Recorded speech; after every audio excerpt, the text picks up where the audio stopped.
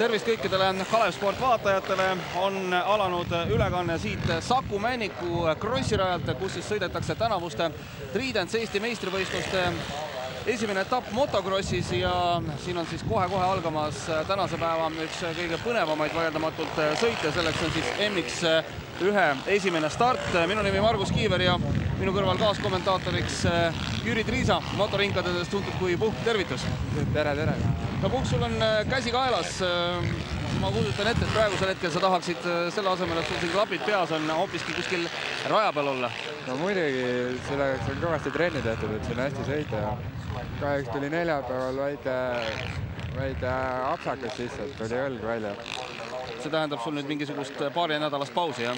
Ja peab nädala kaelas hoidma, siis peab arstile ju minema ja vaatama, mis seal on.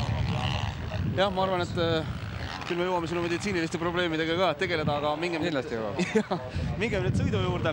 Tänavu siis Eesti meistrivõistlustel on tehtud see kalender sedaviisi, et kõik meie maailmas sõitvad tipud, Tanel Leok, Aigar Leok, Gert Kristinov ja miks mitte ka Just Laanso, kui vähegi võimalus on Ameerikast jälle siia poole tulla, saaks kaasa teha ning kõigil 4 etapil siis mehed ka kaasa löövad ning kui suures teevad seda, mis on äärmiselt positiivne nii MX1 kui MX2 ja kui tulla selle eilse MX2 juurde tagasi, siis tegelikult ega Gert Kristinovi sõiduvõidud mõlemas sõidus ei olnud tegelikult mingi üllatus väga.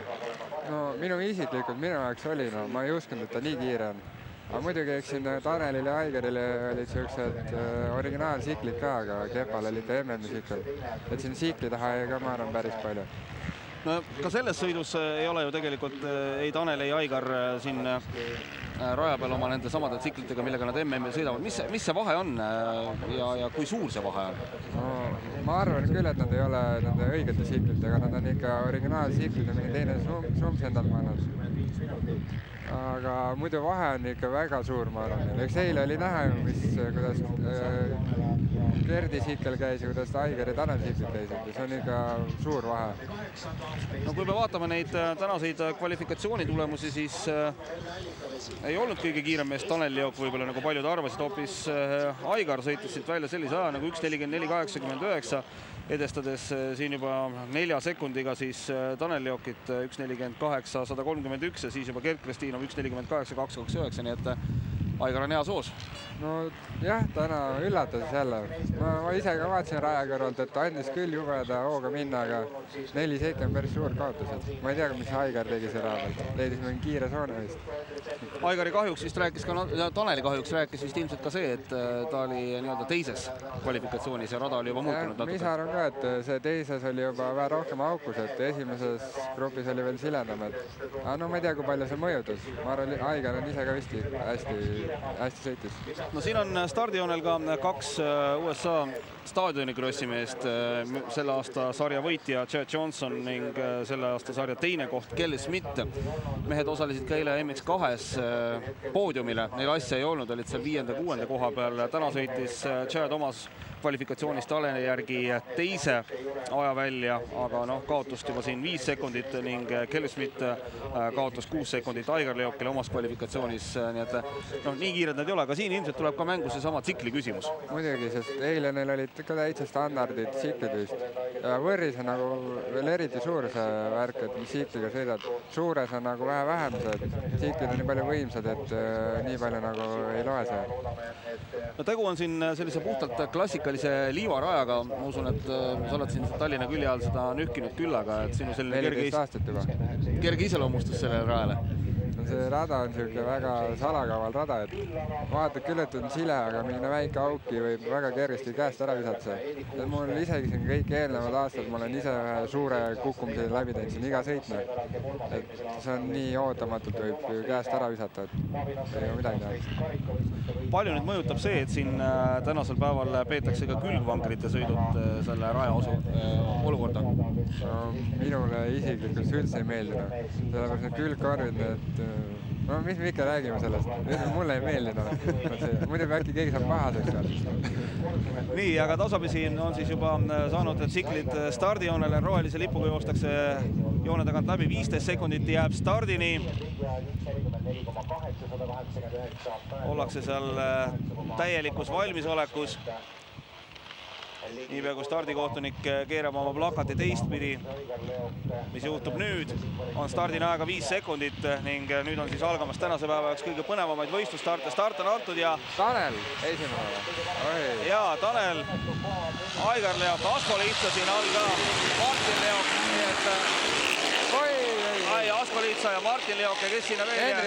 Henri Remma on seal ka kinni jäänud kolmekesi puntras koos, nii et see oli nüüd väga, Martin sai jube hea stardi. Martini start oli jah suurepärane, muidugi Asko Lihtsa start ka, aga midagi pole öelda, Tanel on siis praegusel hetkel sõitu juhtimas, Aigar Leoki ees, sealt tulevad ka ameeriklased, numbri all 107, numbri all 827, sinu vend Toomas, numbri all 8. Toomas on üllatavalt hea start, oskamatu. Nii et saab siis näha praegusel hetkel, no ja nüüd siis tuleb Martin Leok, nii et Martinil jah tõepoolest väga hea start, aga jooksid siia esimesse nurka kinni, midagi ei ole teha. Jube kahju. Et nüüd tuleb ainult pingutada, et saada korralikele punktikohtadele siit. Aga noh, loomulikult Taneli Aigari näol me näeme sellist ehtsat MM-taset siin Eestis ja noh, unustame selle teema ära, et tegu ei ole nüüd nagu päris selliste tehase pillidega, aga ma usun, et ega nende poiste kiirust see väga palju ei pärsi. Seda küll. Liiguvad ikka sama kiiresti edasi. Aga kus Gert on? Just pean ka seda mõtlema, et kus on siis Gert numbri all 37, vaatame, kui nad siit meie eest nüüd läbi tulevad, et siis saab Ekvast pilgu peale, igal juhul Tanel Leok, Aigar Leoki ees praegu kindlalt juhtimas Tavis Livs. Numbri all 3 on siis 3. kohal, sealt tulevad... Toomas läks mööda nüüd. Ja Toomas maadab seal ameeriklastega. Seal on nii Kelly Smith kui Chad Johnson koos. Ja kas on seal juba nende järgi? Kepa? Ei, veel mitte. Seal tuleb üks Hondaga sõitja. Eedik on seal. Ja ei ole Kristiina. Leok siis esimeselt ringilt liidrina. Aigar Leok teisena, Tavis Livs. Siis numbri all 827, Chad Johnson, Toomas Triisa, Kelly Smith, Jaanus Koval, ka väga hea stardi teinud. Eedik Kuus. Ott Karu, ei ole Kristiina. Ja, Kepa on kuidagi...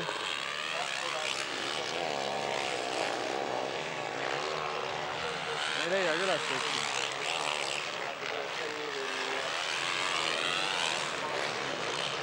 Martin Leok on järgi. Ja Martin on siin oma kohta juba, positsiooni juba parandanud. Aga tõepoolest. Ei ole. Gert Kristiinovit vähemalt... Aga kas ta prooviringile läks? Vaata ei pannudki seda ausalt öeldes tähele, küll ta oli aga valmis starti minema, nii et ma ei tahaks küll uskuda, et seal tsikliga midagi väga juhtunud oleks. Ei näe ka sinna boksi. Nii et jah, kahju muidugi, et Gert Kristiinovit siis praegusel hetkel jah, selles rivis me ei näe. Oleks ma usun, kindlasti Leokitele kõva lahingu pakkunud. Seda kindlasti. No Taneli minek on päris ilus ja siin pressikonverentsil sai ta ka natukene räägitud ka, ütles, et jah, õlg enam nii hirmsasti valu ei tee, et saab juba ilma valuvaigistiteta sõita ja eks see hooaja alguse õlavigastus loomulikult, ma usun, avaetappidelt neid punkte võttis, aga küll see nagu tekitab MM-il osalemisest korraliku sportliku viha veel natuke juurde. Tulevad nad siis seal jah, Sõmervalu poisid üheskoos. Tanel esimesena ja Aigar teisena.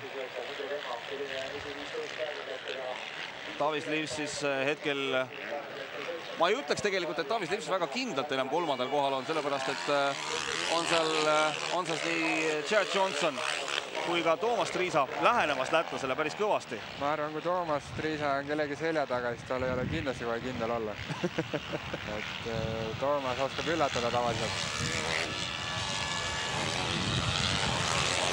Ja muidugi noh, Peeter Kovali sõit. Jaanus Kovali sõit väga tubli.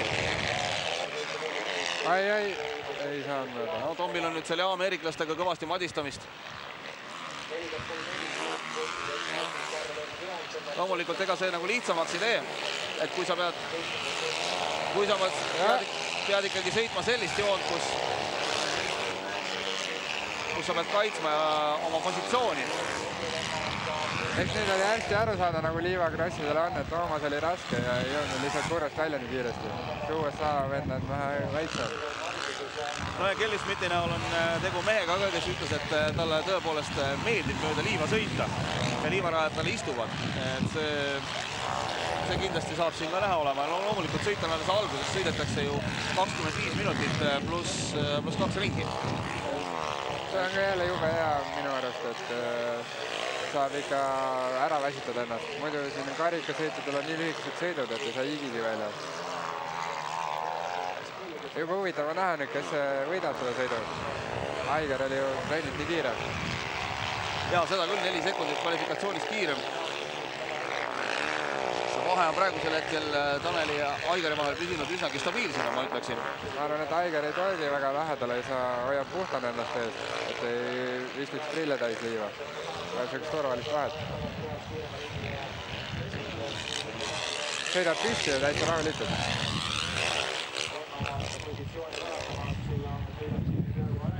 Nii ja nüüd siis tulemas heitlus 3. koha peale.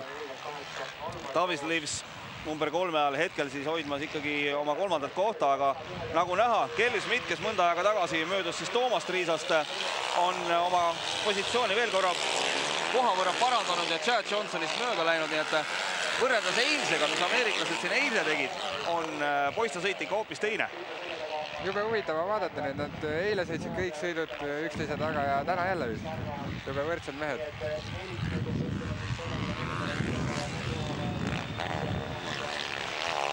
Aga ega Jaanus Kavalgi väga maha ei jää. Jah, ja Heidik Kuus ka, võib-olla isegi mitte nii harjumuspärasel positsioonil, kui Eesti meistrivõistlustest rääkida. Ja, eks kõik on edasi arenenud ja enam ei ole Heidikul nii kerge siin võita. Ja sinna vahele mahub siis veel ka üks väga nobe ja vihane lätlane, Matis Karro. No Gerdis ikka tuleb siis tagant, juhtus siis ikkagi. Ilmselt siis jah, midagi seal taga on juhtunud, nii et siiski ta ikkagi sellesse stardirüsinas esimesele, Gert ise ka seal taga täiesti olemas. Hoiab kätt kuidagi imelikult. No loodame, et nüüd mingisugust sellist väga traumat ei ole. Jah, traumat ei ole, et see on küll viimane asi, mida praegusel hetkel vaja oleks.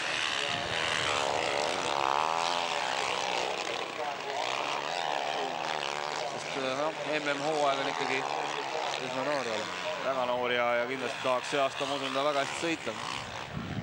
Gert ise on öelnud, et talle oli ju pakutud lausa ka MX1, et noh, et siis ikka mine sõitma, aga võttis ikka MX2 veel selleks aastaks. Ma arvan, ta on ise veel nii noor, et kogemusi on MX2-ga vaja rohkem saada. Ja siin esimesed juba siis saamas ringiga sisse. Tanel Leoki ja Aigar Leoki käest, aga mis sa nüüd arvad, Puhkas?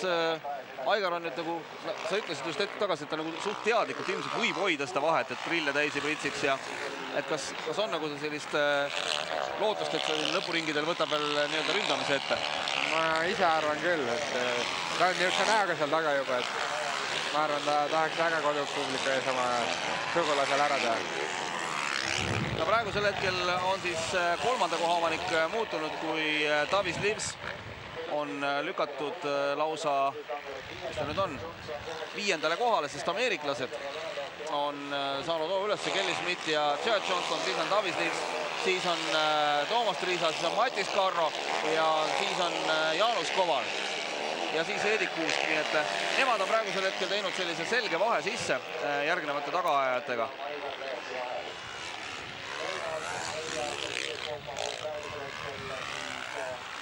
Et eks hakkab siin mingil hetkel väsimus tulema peale. Jaa, just see füüsiline vastupidavus, et rada on iseenesest üsna raske. Et kui hästi sa oled selleks sõiduks ette valmistunud ja noh, füüsiline ettevalmistus ju tegelikult krossisõitjatel on väga oluline. Väga just eriti niisuguste raskete liivaste radade peale, kus on hästi aukus vahel.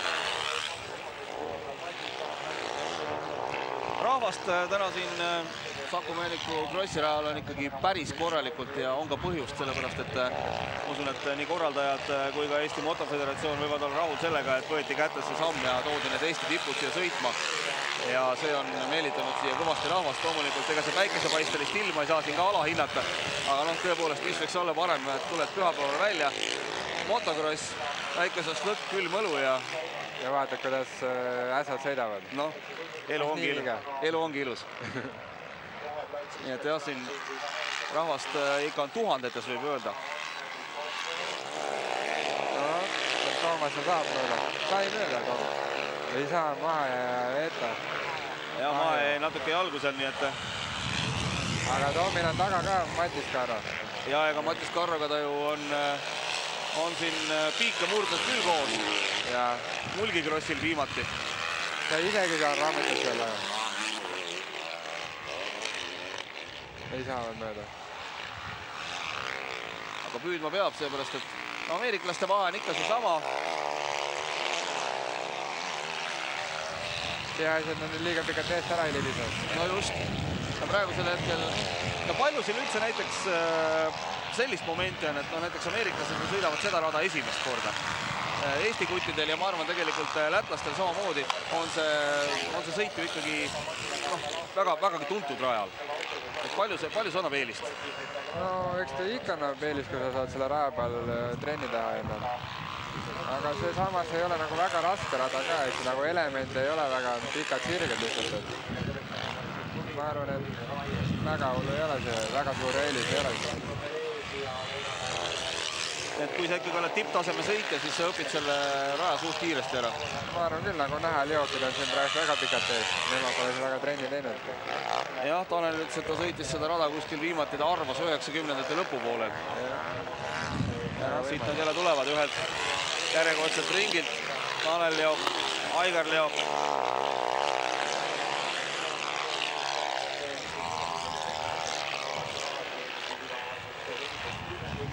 Aga no taseme vahe on tegelikult ikkagi näha, et kui poisid olid ennem siin koos, ma mõtlen need, kes siis selle kolmanda koha peale lammutasid, nüüd on ikkagi kõva veerand ring ja see vahe juba sisse sõidetud. Nüüd näeb väga hästi ära, mis on MM-i tase ja mis on Eesti tase. Jah, sest nüüd praegusel hetkel tuleb Kelly Smith ja siis Chad Johnson üle. Ja Toomas on mööda saanud läbi. Jaa, väga hea. Toom on tublisti tulnud praegusel hetkel, nii et nüüd on lätlastel seal omavahel jagalemist küllaga. Ehk siis Matis Karro ja Tavis Livs. Karro lasi siin päris pikaks selle kurvi. Eks Liisil ole väike eelis, sest Karro, ma kuulsin, sõidab 300-sega, et ei sõida üldse 4,5-ga. No nii, nüüd on tegelikult selline hea situatsioon, vaadates nagu meie seisukohast, et ameeriklased tundub, et on omavahel kokku saanud ja võitlevad positsiooni pärast. Ja see loomulikult võtab omakorda tempot juba alla. Jah, see peaks olema eelis Toomasele, et ta peaks neile sappu saama. Eks need usakad väsitavad ennast ära ka sellega, et nad seda tabelevad. Jah, Martin Leok läheb siit. Oi. Martin väga pahasti ja... Lipume see ellu. Ja jõudis õnneks eest ära hüpata. Martin väga kartis seda rada täna siin. Ta ütles, et ta tahab ainult püsti koju jõuda, aga nüüd on tulnud 2 kukkumist juba. Ma peaasi, et ise terven. Ei tundub küll jah, et endal on vähemalt okei kõik. Tal oli ka päris suur kukkumine siis paar nädalat tagasi Euroopakadel juunioritel. Sai õlalaiget, siis ta puhkes seda. Nüüd kui küll ei tahaks uut vigastust peale saada kohe. Loomulikult jah. Ei tea jah, kuidagi viskas siis soonest välja siin ja ega siin palju polnudki vaja. Jah, see on siin kohe väga ohtlik hüpendus siin. See nagu näed, ega enamus vendadel läheb siin niimoodi ristil hästi. Jah, tegelikult täpselt sama koht, kus ta avaringil kukkus. Jah. Ja tsiklit ka praegu hetkel käima ei saa ja...